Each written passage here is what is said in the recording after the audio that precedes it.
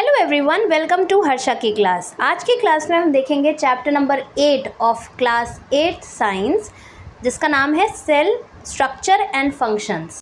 Cell जो कि basic structural unit होती है हमारी बॉडी की या किसी भी लिविंग ऑर्गेनिज्म के जो सबसे बेसिक यूनिट होती है वो सेल होती है।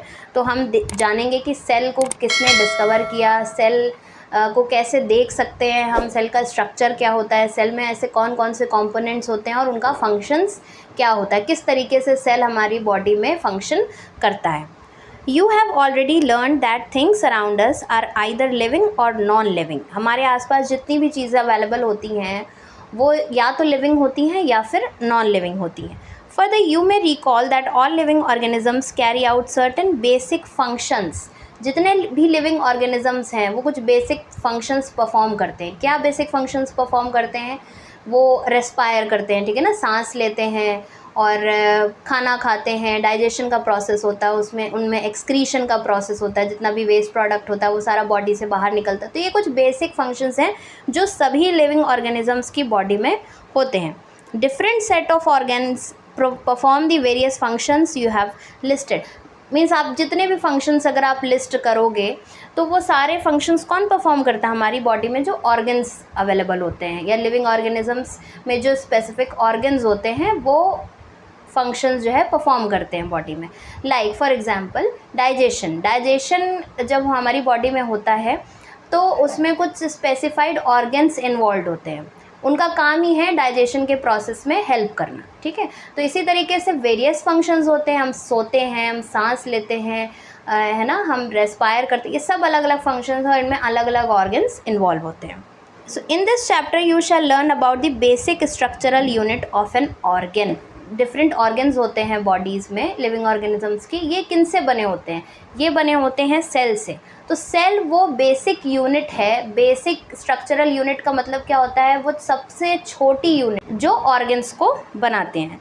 सेल्स में बी कंपेयर टू ब्रिक्स। जैसे कि बिल्डिंग को बनाते वक्त उसमें ईंटें लगाई जाती हैं ना, कई सारे ईंटों को मिला करके फिर उसके बाद तब जाके कहीं बिल्डिंग खड़ी हो पाती है। तो उसी हिसाब से सेल्स को भी देखा जाता है। सेल्स, कई सारे सेल्स मिल के टिश्यूज़ फॉर्म करते हैं और टिश्यूज़, कई सारे टिश्यूज़ जब कंबाइन होते हैं तो ऑर्गन्स फॉर्म होते हैं। So discovery of cell. Robert Hooke in 1665 observed slices of cork under a simple magnifying device. तो सिंपल माइक्रोस्कोप बनाया रॉबर्ट हुक ने, सिंपल मैग्नीफाइंग डिवाइस, बहुत इम्प्रूव्ड वर्जन नहीं था। तो उससे उन्होंने कॉर्क क्या होता है? ट्री का जो बार्क होता है, जो पेड़ की छाल होती है, उसका सॉफ्ट पार्ट होता है, ठीक है। Cork is the part of the bark of a tree, ठीक है। बार्क मीन्स पेड़ की छाल, जो स्टेम होता है, जो तना होता है पेड़ का, तने की जो ऊपरी लेयर होती है, the outer layer is known as the bark of the tree. He took thin slices of cork and observed them under the microscope। तो उन्होंने माइक्रोस्कोप के अंदर इसको देखा। तो उन्होंने क्या देखा कि बहुत सारे कंपार्टमेंट्स बने हुए हैं। देखिए फिगर यहाँ पे मेंशन है, ये देखिए हनी कॉम्ब की तरह, जैसे मधुमक्खी का छत्ता होता है, कुछ उस तरीके का स्ट्रक्चर इनको समझ में आया, देखने को मिला। These boxes appeared like a honeycomb। He also noticed that one box was separated from the other by a wall or partition। तो हर एक बॉक्स एक वॉल या पार्टीशन से अलग अलग था। Hook coined the term cell for each box। तो ये हर एक बॉक्स को हुक ने क्या नाम दिया? सेल का नाम दिया। Cells of living organisms could be observed only after the discovery of improved microscopes। So living organisms के cells को तभी देखा जा सकता था जब improved microscopes डिस्कवर किए जाते हैं। जब रॉबर्ट हुक ने सबसे पहले ऑब्ज़र्व किया था, उसके बाद 150 सालों तक सेल के बारे में बहुत कम पता था लोगों को। आज हम सेल को बहुत अच्छे से समझते हैं। सेल के स्ट्रक्चर, फंक्शन, सबकी खोज की जा चुकी है बिकॉज ऑफ इम्प्रूव्ड माइक्रोस्कोप्स। अब देखते हैं सेल क्या होता है। Both bricks in the building and cells in the living organisms are basic structural units. तो जैसे हमने पहले बात करी कि जैसे कि ब्रिक्स होती हैं एक बिल्डिंग के लिए, उसी तरीके से सेल्स भी लिविंग ऑर्गेनिजम्स के लिए बेसिक स्ट्रक्चरल यूनिट्स होते हैं। The buildings though built of similar bricks have different designs, shapes and sizes. तो जिस तरीके से बिल्डिंग्स कई शेप्स और डिज़ाइंस की होती हैं बट उनमें लगने वाली ईंट जो होती है वो सिमिलर होती है, इसी तरीके से लिविंग वर्ल्ड में ऑर्गेनिजम्स भी एक दूसरे से अलग होते हैं, बट सभी ऑर्गेनिजम्स किसके बने होते हैं? सेल्स के बने होते हैं। A hen's egg can be seen easily. Is it a cell or a group of cells? तो पहेली के माइंड में एक क्वेश्चन है कि जो मुर्गी का अंडा होता है वो पूरा एक सेल उसको कहा जाएगा या फिर बहुत सारे सेल से मिल करके एक अंडा बना होता है? तो इसका आंसर यहाँ पे मेंशन है, the egg of a hen represent a single cell. तो वो जो अंडा होता है वो पूरा का पूरा एक सेल कहा जाएगा, and is big enough to be seen by unaided eye. तो एक एग को देखने के लिए मैग्नीफाइंग ग्लास की ज़रूरत नहीं होती है। एक एग जो है वो एक सिंगल सेल है जो हम नॉर्मली देख सकते हैं। ये देखिए यहाँ पे इमेज में ये दिखाया गया है, ब्रिक वॉल है। देखिए ब्रिक वॉल और अनियन पील कितना सिमिलर है। ये ब्रिक की वॉल है और ये अनियन पील, जो अनियन का जो छिलका है उसको जब मैग्नीफाइंग ग्लास के अंदर रख करके देखा गया तो वो कुछ इस तरीके से दिखता है। ना organisms show variety in cell number, shape and size. तो ऑर्गेनिजम्स जो कि लिविंग ऑर्गेनिजम्स होते हैं तो वो उनकी बॉडी में डिफरेंट सेल नंबर होते हैं, है ना। ऐसा ज़रूरी नहीं है कि सभी की बॉडीज़ में equal number of cells available हों। डिफरेंट बॉडीज़ में डिफरेंट सेल्स अवेलेबल होते हैं, नंबर ऑफ सेल्स अवेलेबल होते हैं। उनका शेप भी डिफ़र करता है, उनका साइज़ भी डिफ़र करता है। How do scientists observe and study the living cells? They use microscopes which magnify objects. तो साइंटिस्ट कैसे स्टडी करते थे सेल्स को? क्योंकि ये तो बहुत छोटे होते हैं, इनको स्टडी करने के लिए साइंटिस्ट माइक्रोस्कोप का यूज़ करते थे। There are millions of living organisms. They are of different shapes and sizes. तो हमारे आसपास कितने ऐसे लिविंग ऑर्गेनिजम्स हैं जिनके शेप्स और साइज़ कितने डिफरेंट हैं, है ना। छोटे से छोटे लिविंग ऑर्गेनिजम्स भी अवेलेबल हैं, ऐसे ऑर्गेनिजम्स भी अवेलेबल हैं जो हमें नेकेड आइज से नहीं दिखते हैं, लाइक माइक्रो ऑर्गेनिजम्स। और बहुत बड़े ऑर्गेनिजम्स भी अवेलेबल हैं, लाइक एलिफेंट है ना। Their organs also vary in shape, size and number of cells. तो इनके जो ऑर्गन्स हैं वो भी डिफरेंट होते हैं, एक दूसरे से भिन्न होते हैं, एक दूसरे से वेरी करते हैं। किसमें? शेप में, साइज़ में और नंबर ऑफ सेल्स में। तो देखते हैं नंबर ऑफ सेल्स के बारे में। The number runs into billions and trillions. तो ये जो नंबर होता है सेल्स का किसी भी लिविंग ऑर्गेनिज्म की बॉडी में, ये बिलियंस और ट्रिलियंस में होता है। Human body has trillions of cells. 1 trillion कितना होता है? 1000 बिलियन। तो 1 ट्रिलियन के आसपास सेल्स अवेलेबल होते हैं ह्यूमन बॉडी में। ट्रिलियंस ऑफ सेल्स अवेलेबल होते हैं जो डिफ़र करते हैं किसमें? शेप्स में एंड साइजेस में। Different groups of cells perform a variety of functions. तो स्पेसिफिक सेल्स का जो ग्रुप होता है वो स्पेसिफिक फंक्शंस परफॉर्म करते हैं बॉडी में। ना organisms made of more than 1 cell are called multicellular organisms. तो कुछ लिविंग ऑर्गेनिज्म जो कि बहुत सारे सेल्स से मिलकर के बनते हैं, उनकी बॉडी में मल्टीपल सेल्स होते हैं, मैनी सेल्स होते हैं, उनको हम कहते हैं मल्टी सेल्यूलर ऑर्गेनिजम्स। मल्टी का मतलब होता है मैनी और cellular means cell. The number of cells being less in smaller organisms does not in any way affect the functioning of the organisms। तो अगर कोई लिविंग ऑर्गेनिजम्स बहुत छोटा है तो उसमें नंबर ऑफ सेल्स भी कम होंगे। तो इसका मतलब ये नहीं है कि उस पर्टिकुलर ऑर्गेनिजम्स की बॉडी में कुछ फंक्शंस नहीं होते होंगे, ऐसा ज़रूरी नहीं है। सभी लिविंग ऑर्गेनिजम्स की बॉडी में सभी तरीके के फंक्शंस होते हैं। उनके सर्वाइवल के लिए जितने भी फंक्शंस रिक्वायर्ड हैं वो सभी फंक्शंस उनकी बॉडी में होते हैं। You will be surprised to know that an organism with billions of cells began life as a single cell which is the fertilized egg। तो जो hen है, अब hen की बॉडी में बिलियंस ऑफ सेल्स अवेलेबल हैं, ठीक है, बहुत सारे सेल्स अवेलेबल हैं। लेकिन शुरुआत कैसे हुई थी hen की? एग से, और एग क्या था? एक सिंगल सेल था। And the organisms are made up of single cell. ऐसे भी ऑर्गेनिजम्स अवेलेबल होते हैं जिनकी बॉडी में एक ही सेल होता है, ठीक है, single cell. The single-celled organisms are called unicellular organisms। Unicellular means uni means one and cellular means cell। तो ऐसे organisms जिनकी बॉडी में सिंगल सेल अवेलेबल होता है उनको हम यूनिसेल्युलर organisms कहते हैं, like amoeba and paramecium। Amoeba and paramecium are both unicellular organisms। The single-celled organism perform all the necessary function that multicellular organism perform। इनके भी बॉडी में ये सिंगल सेल ही सारे बेसिक फंक्शंस परफॉर्म करता है।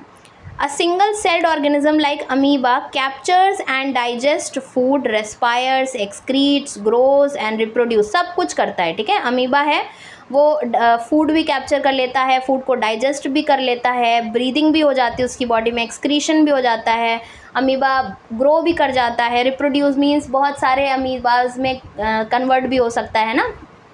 Similar functions in multicellular organisms are carried out by group of specialized cells forming different tissues। तो इसी तरीके से मल्टी सेल्यूलर ऑर्गेनिजम्स जो होते हैं जिनकी बॉडी में मल्टीपल सेल्स होते हैं, like human beings, like animals, तो इनकी बॉडी में भी वेरियस फंक्शंस होते हैं और different functions different group of cells perform करते हैं। तो ग्रुप ऑफ सेल्स मिलकर के क्या बनाते हैं, तो इसकी एक चेन है। सबसे पहले हो गया सेल, ग्रुप ऑफ सेल्स मिलकर के क्या बनता है, टिश्यू, और ग्रुप ऑफ टिश्यूज़ मिलकर के क्या बनाते हैं, ऑर्गन। और बहुत सारे ऑर्गन्स जब कॉन्स्टिट्यूट करते हैं आपस में मिलकर क्या बनता है, एक ऑर्गेनिज्म, मतलब कि एक जीव। ओके, तो डिफरेंट टाइप के जो फंक्शंस होते हैं उनके लिए स्पेसिफिक सेल्स होते हैं बॉडी में, तो उन सेल्स का वही काम होता है, एक पर्टिकुलर फंक्शन को परफॉर्म करने का काम होता है। तो इस तरीके से ग्रुपिंग हो गई सेल्स की, और ये ग्रुपिंग जो ग्रुप ऑफ सेल्स होते हैं ये क्या बनाते हैं, टिश्यूज़ बनाते हैं, और ग्रुप ऑफ टिश्यूज़ मिलकर के बनाते हैं ऑर्गन। अच्छा, शेप ऑफ सेल्स, जैसे हमने अमीबा देखा, एक बार डायग्राम में वापस से देखते हैं। देखिए अमीबा का कोई फिक्स्ड शेप नहीं होता है ना, किसी भी शेप में ये होता है, अमीबा का कोई फिक्स्ड साइज एंड शेप नहीं होता है। How you define the shape of amoeba in the figure, you may say that the shape appears irregular, कोई रेगुलर शेप नहीं है अमीबा का। In fact amoeba has no definite shape unlike other organisms, तो दूसरे organisms की तरह amoeba का कोई फिक्स्ड शेप नहीं होता है। It keeps on changing its shape, ये अपना शेप चेंज करता रहता है। Observe the projections of varying lengths protruding out of its body, अगर आप इसकी बॉडी को ठीक से ऑब्जर्व करें तो आप नोटिस करेंगे कि ये अपनी बॉडी से कुछ कुछ पार्ट जो है इस तरीके से आगे की तरफ निकाल देता है ना, प्रोट्रूड कर देता है। इसको क्या कहते हैं हम, सीडोपोडिया। अभी ये इस शेप का है, ये डिफरेंट शेप का भी हो सकता है। तो ये जो फॉल्स फीट कहते हैं, ये जो प्रोजेक्शंस इनकी बॉडी से बाहर आते हैं ना, तो इनको हम कहते हैं सीडोपोडिया, सीडोपोडिया कहते हैं, या फिर इसे हम कहते हैं फॉल्स फीट। क्या काम होता है सीडोपोडिया का, pseudopodia helps the amoeba to feed and to move, ठीक है, इसीलिए इसको फॉल्स फीड भी कहते हैं, क्योंकि इनकी हेल्प से अमीबा अपना फूड भी कैप्चर करता है और मूव भी करता है, मूवमेंट के लिए भी ये अपने बॉडी से प्रोजेक्शंस बाहर निकालता है। इसी तरीके से a white blood cell WBC in human blood is another example of a single cell. हमारी बॉडी में जो WBCs होते हैं, वाइट ब्लड सेल्स होते हैं, वो भी क्या है, सिंगल सेल होता है, which can change its shape, तो वो भी अपना शेप चेंज करता है। But while WBC is a cell, WBC सिर्फ एक सेल है हमारी बॉडी के अंदर, अमीबा एक फुल फ्लेज्ड ऑर्गेनिज्म है, वो बना हुआ है सिंगल सेल से, बट वो अलोन इस यूनिवर्स में एग्जिस्ट करता है, उसको किसी बॉडी की ज़रूरत नहीं है, वो अकेले ही इस यूनिवर्स में एग्जिस्ट करता है। So what shape would you expect in organisms with millions of cells, तो ऐसे ऑर्गेनिज्म जिनकी बॉडी में मिलियंस में ट्रिलियंस में सेल्स अवेलेबल हैं, तो उनका शेप किस तरीके का होता होगा। सो 8.4 फिगर में आप देखिए, कुछ सेल्स जो हैं वो राउंडेड स्ट्रक्चर्स के हैं, कुछ सेल्स हैं जो लॉन्ग रॉड स्पिंडल शेप में होते हैं, कुछ सेल्स जो होते हैं वो इस तरीके से ब्रांचेस उनमें निकली होती हैं, ठीक है। तो इस तरीके से डिफरेंट शेप्स के सेल्स अवेलेबल होते हैं। Generally cells are round, spherical और इलोंगेटेड, तो जनरली जो सेल्स का शेप होता है वो राउंड होता है, या फिर स्फेरिकल शेप का होता है, या फिर इलोंगेटेड मीन्स लंबा। Some cells are long and pointed at both ends, कुछ सेल्स होते हैं जो लंबे होते हैं और दोनों एंड से पॉइंटेड होते हैं। देखिए इसका ये एंड भी पॉइंटेड है और ये एंड भी पॉइंटेड है, इस तरीके के शेप को हम क्या कहते हैं, spindle shape. Cell sometimes are quite long, some are branched like nerve cell, कुछ सेल्स की बनावट इस तरीके की होती है, देखिए कितना लॉन्ग है ये, और इसमें ब्रांचेस भी निकली होती हैं, इस तरीके के हम क्या कहते हैं, नर्व सेल कहते हैं। The nerve cell receives and transfers message, तो अब देखिए हमने जो बात करी थी ना कि हर एक सेल का अपना एक डिफरेंट फंक्शन होता है और इसी हिसाब से सेल्स की ग्रुपिंग हो जाती है बॉडी के अंदर। तो अब जैसे नर्व सेल्स हैं, तो इस तरीके के शेप वाले सेल्स का पूरा एक ग्रुप है, इनको हमने कह दिया नर्व सेल्स। इनका क्या काम है? Receive and transfer message, body में मैसेज को ट्रांसफ़र करना, रिसीव करना। और ये कहाँ लोकेटेड होते हैं? हमारे ब्रेन में, हमारे स्पाइनल कॉर्ड में।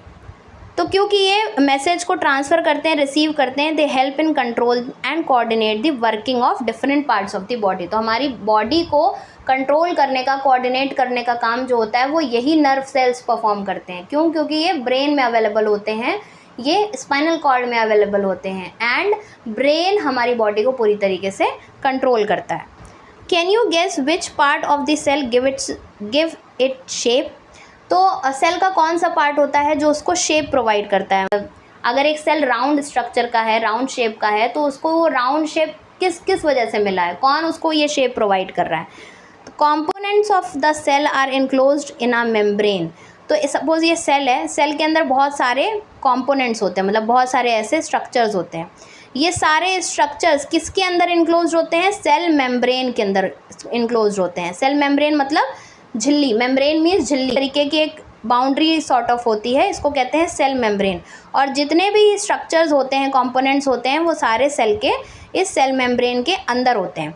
तो ये सेल मेम्ब्रेन जो है वही प्रोवाइड करती है सेल को शेप। ठीक है, अब ये बात हो रही है एनिमल सेल की। और जितने भी प्लांट सेल होते हैं उनके ऊपर एक एडिशनल लेयर होती है जिसको हम कहते हैं सेल वॉल। सेल वॉल जो है बहुत रिजिड शेप देती है सेल को, बहुत फिक्स्ड शेप देती है सेल को। और लेकिन सेल वॉल सिर्फ अवेलेबल होती है प्लांट सेल में या फिर बैक्टीरियल सेल्स में। ये यहाँ पे मेंशन है, the components of the cell are enclosed in a membrane, this membrane provide shape to the cell of plants and animals. तो ये सेल मेम्ब्रेन सेल को शेप प्रोवाइड करती है। Cell wall is an additional covering over the cell membrane in plant cells. तो plant cells में cell membrane के ऊपर एक और कवरिंग होती है जिसको हम सेल वॉल कहते हैं। It gives shape and rigidity to these cells. Shape तो प्रोवाइड करता ही है, साथ के साथ रिजिडिटी मीन्स टफ बनाता है सेल को। ठीक है, bacterial cells also has a cell wall. तो बैक्टीरियल सेल्स, जितने बैक्टीरियाज के जो सेल्स होते हैं उनमें भी सेल वॉल अवेलेबल होती है। Now size of cell, the size of cell in living organisms में be small as a million of a metre. इतना छोटा होता है, मीन्स इसको माइक्रोमीटर, माइक्रॉन में इसको मेजर किया जाता है, या फिर बहुत बड़ा होता है। लेकिन जनरली जो सेल का साइज़ होता है वो बहुत छोटा ही होता है। The smallest cell is 0.1 to 0.5 micrometer in bacteria. अब बैक्टीरिया में जो एक सेल होता है उसका मेजरमेंट क्या है? 0.1 to 0.5 माइक्रोमीटर। ठीक है, और जो सबसे लार्जेस्ट सेल है उसका मेजरमेंट क्या है? 170 millimetre by 130 millimetre is the egg of N ostrich. तो ऑस्ट्रिच का, क्योंकि ऑस्ट्रिच क्या है? लार्जेस्ट बर्ड है ना, तो ऑस्ट्रिच का जो एग है वो सबसे लार्जेस्ट सेल होगा। ना बॉयल अ हेन्स एग, मुर्गी के अंडे को अगर आप बॉयल करते हैं, अ white material surrounds the yellow part. जो वाइट वाला पोर्शन होता है वो बॉयल करने पे क्या होता है? हार्डन हो जाता है। ठीक है ना, सॉलिडिफाई हो जाता है। उस वाइट मटेरियल को क्या कहते हैं? Albumin. Okay, albumin is a protein which solidifies on boiling. तो एल्ब्यूमिन की प्रॉपर्टी ये होती है कि जब उसको बॉयल करेंगे तो वो सॉलिडिफाई हो जाएगा, सख्त हो जाएगा। और जो येलो पार्ट होता है एग के अंदर का उसको हम कहते हैं yolk. So it is a part of a single cell. तो ये एक सिंगल सेल होता है, एक एग एक सिंगल सेल होता है। और इस सेल को देखने के लिए किसी मैग्नीफाइंग डिवाइस की ज़रूरत नहीं होती है। So are the cells in an elephant larger than the cells in a rat? तो पहेली इज़ क्यूरियस टू नो कि अगर एलिफेंट इतना बड़ा है तो उसकी बॉडी में जो सेल्स हैं वो भी बड़े होंगे, और अगर रैट छोटा है तो उसकी बॉडी में जो सेल्स होंगे वो छोटे होंगे। The size of the cells has no relation with the size of the body of the animal और plant. So it is very very important. Animal या प्लांट की जो साइज़ है, जो बॉडी साइज़ है, उस पर ये बात बिल्कुल भी निर्भर नहीं करती है कि उस पर्टिकुलर ऑर्गेनिज्म की बॉडी का जो सेल साइज़ है वो भी छोटा या बड़ा होगा। एनिमल बड़ा है इसका मतलब ये नहीं है कि उसकी बॉडी में जो सेल्स हैं वो भी बड़े ही होंगे। The size of the cell is related to its function. तो सेल का साइज़ फिर किस बात पे निर्भर करता है, किस पे डिपेंड करता है? The size of the cell is related to its function. वो किस तरीके का फंक्शन परफॉर्म कर रहा है। एक सेल है, वो उसका काम क्या है, बॉडी के अंदर क्या काम कर रहा है, उसका रोल क्या है, इस बात पे डिपेंड करता है उसका size. For example, nerve cells both in elephant and rat are long and branched. तो नर्व सेल का काम क्या होता है? पूरी बॉडी में मैसेजेस को रिसीव करना और ट्रांसफ़र करना। तो अब इसका काम जो है नर्व सेल का, वो एलिफेंट की बॉडी में भी यही है और रैट की बॉडी में भी यही है। तो जो साइज़ है, जो शेप एंड साइज़ है नर्व सेल का, वो एलिफेंट की बॉडी में भी वही होगा और रैट की बॉडी में भी वही होगा। ठीक है, तो रैट की बॉडी में नर्व सेल भी उसी तरीके की लॉन्ग एंड ब्रांच्ड सेल होगी, उसी तरीके से एलिफेंट की बॉडी में भी लॉन्ग एंड ब्रांच्ड सेल जो होगा वो नर्व सेल होगा। They perform the same function that of transferring messages. Okay, now cell structure and functions. अब सेल का जो स्ट्रक्चर है, स्ट्रक्चर मीन्स सेल में कौन कौन से पार्ट्स होते हैं। अभी जैसे हमने सेल मेम्ब्रेन की बात करी थी, तो सेल मेम्ब्रेन के अंदर और कौन कौन से कंपोनेंट्स होते हैं, जैसे कि न्यूक्लियस, साइटोप्लाज्म, ठीक है, और इनका काम क्या होता है, इनके फंक्शंस क्या होते हैं, ये सारी चीज़ें हम नेक्स्ट क्लास में कवर करेंगे। एक्सप्लेनेशन अच्छा लगा हो तो कमेंट सेक्शन में ज़रूर बताइएगा। अपने फ्रेंड्स के साथ भी ये वीडियो शेयर करिए और चैनल को सब्सक्राइब करिए। मैं मिलूँगी आपसे नेक्स्ट क्लास में अपने बाकी के कंटेंट के साथ इस चैप्टर के। Till then bye.